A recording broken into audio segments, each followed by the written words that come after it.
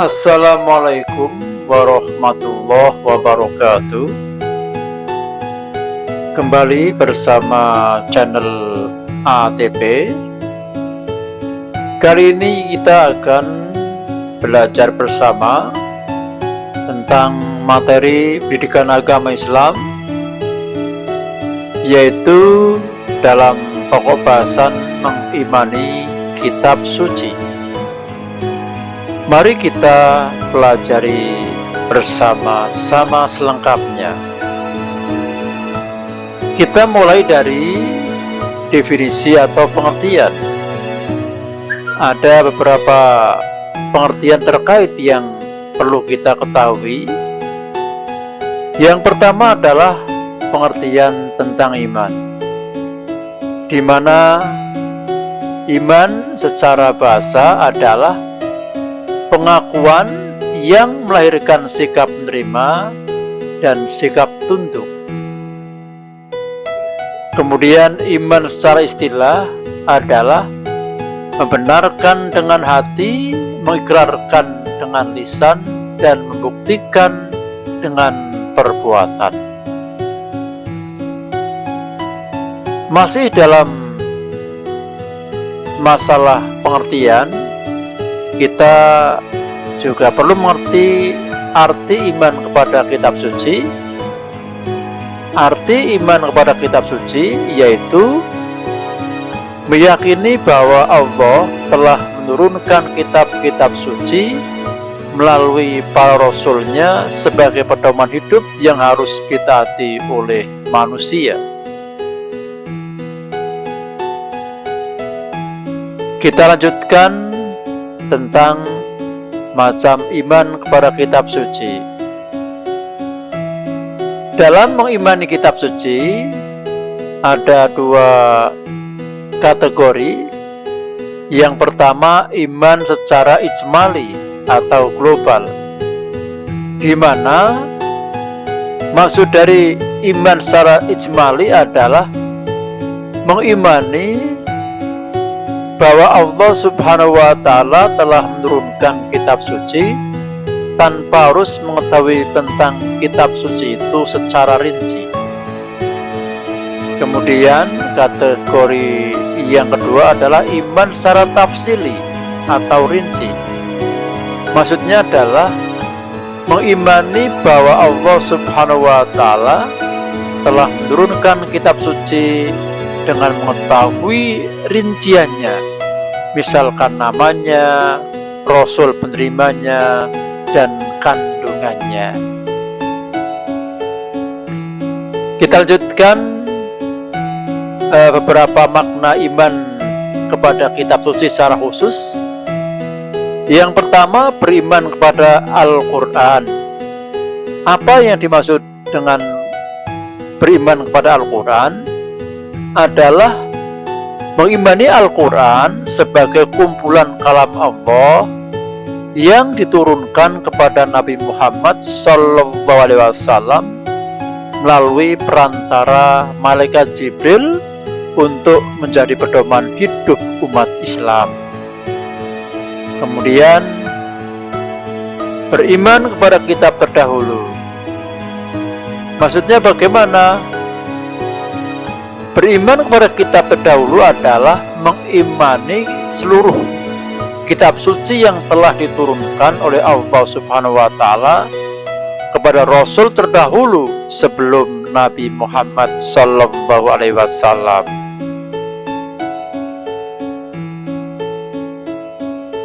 Ada beberapa catatan yang sangat perlu diperhatikan oleh kita semua sebagai umat Islam, bahwa mengimani kitab terdahulu bukan berarti meyakini semua kandungan yang ada di dalamnya, namun hanya meyakini kandungan yang sesuai dengan Al-Quran, dengan pemahaman yang sudah tidak sesuai dengan Al-Quran hanya berlaku untuk umat terdahulu. Kita lanjutkan dengan nama-nama kitab suci dan rasul penerimanya. Yang pertama, kitab Zabur diturunkan kepada Nabi Daud alaihissalam. Kitab Taurat diturunkan kepada Nabi Musa alaihissalam. 3. Kitab Injil diturunkan kepada Nabi Isa alaihissalam. 4. Kitab Al-Quran diturunkan kepada Nabi Muhammad sallallahu alaihi wasallam. Baiklah, mari kita bahas masing-masing kitab suci yang sudah kita sebutkan di atas tadi. Yang pertama, kitab suci Taurat. Kitab suci Taurat diturunkan kepada Nabi Musa alaihissalam pada abad ke-12 sebelum Masehi. Kitab suci Taurat diturunkan dengan menggunakan bahasa Ibrani. Sasaran dari kitab suci Taurat adalah kaum Bani Israel. Pokok-pokok kandungan kitab suci Taurat disebut 10 perintah Tuhan atau istilahnya Ten Commandments.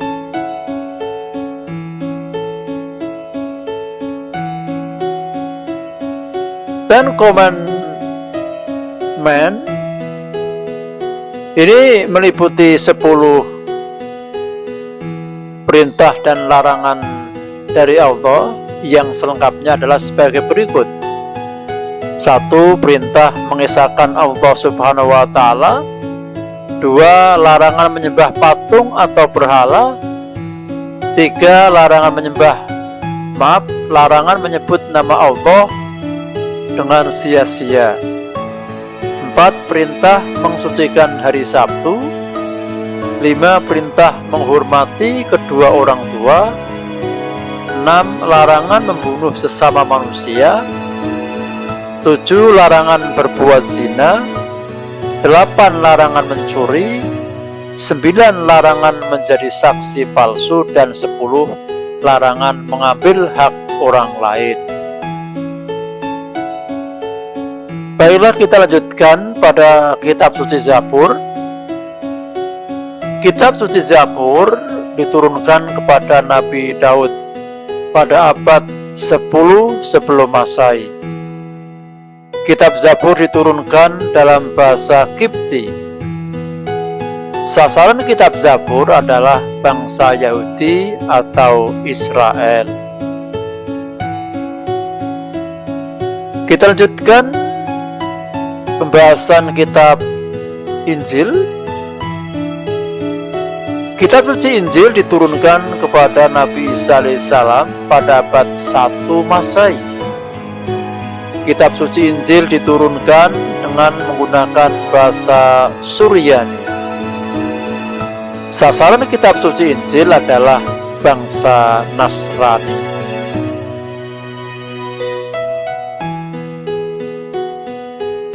Pokok-pokok kandungan kitab suci Injil. Pertama, perintah mengesahkan Allah Subhanahu wa Ta'ala. 2. Membenarkan kitab Taurat. 3. Menghapus hukum dalam kitab Taurat yang tidak sesuai lagi. Kemudian menjelaskan akan datangnya Rasul setelah Nabi Isa, yaitu Nabi Muhammad sallallahu alaihi wasallam. Kita lanjutkan selanjutnya tentang kitab suci Al-Quran. Kitab suci Al-Quran diturunkan kepada Nabi Muhammad SAW pada abad ke-7 Masehi.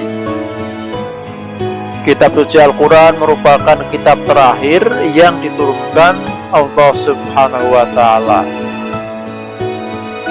Kitab suci Al-Quran membenarkan dan menyempurnakan kitab-kitab terdahulu. Kitab suci Al-Quran diturunkan dalam bahasa Arab untuk seluruh umat manusia. Pokok-pokok kandungan kitab suci Al-Quran. 1. Tentang akidah atau keyakinan, yaitu hal-hal yang terkait dengan keimanan. Kedua, akhlak atau budi pekerti, yaitu hal-hal yang terkait dengan perilaku mulia baik terhadap sesama makhluk atau kepada Sang Khalik. Yang ketiga, kandungan Al-Quran adalah tentang ibadah, yaitu terkait dengan tata cara beribadah atau hubungan pada Allah Subhanahu wa Ta'ala. Yang keempat, kandungan Al-Quran adalah tentang muamalah atau terkait dengan hubungan dengan sesama manusia.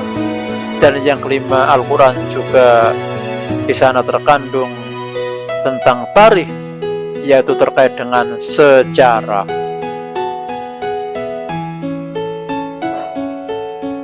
Baiklah, kita lanjutkan dengan pembahasan lebih lanjut tentang Al-Quran, di mana beberapa hal yang perlu kita tahu tentang Al-Quran. Yang pertama adalah bahwa kitab suci Al-Quran diturunkan sedikit demi sedikit selama kurun waktu 22 tahun, 2 bulan, 22 hari. Al-Quran terdiri dari 30 juz dan 114 surat. Al-Quran adalah kitab suci yang terjaga kemurniannya. Al-Quran mulai dibukukan sejak masa sahabat Utsman bin Affan. Al-Quran diturunkan dalam 2 periode. Pertama, periode Mekah, yaitu surat-surat Al-Quran yang diturunkan di kota Mekah, yaitu sebelum Nabi hijrah. Surat yang diturunkan pada periode Mekah ini disebut dengan surat Makkiyah. Kemudian periode Madinah, yaitu surat yang diturunkan disebut surat Madaniyah, ya. Artinya surat-surat yang diturunkan pada masa setelah hijrah, yaitu setelah Nabi Muhammad tinggal di kota Madinah.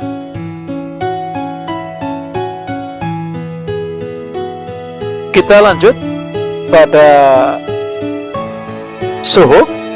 Apakah suhuf itu? Suhuf adalah wahyu Allah yang tidak dibukukan, hanya berupa lembaran-lembaran. Nabi atau Rasul menerima suhuf. Pertama adalah Nabi Ibrahim menerima 10 suhuf, dan Nabi Musa menerima 10 suhuf juga. Demikian pembahasan kita kali ini. Semoga dipahami. Assalamualaikum warahmatullahi wabarakatuh.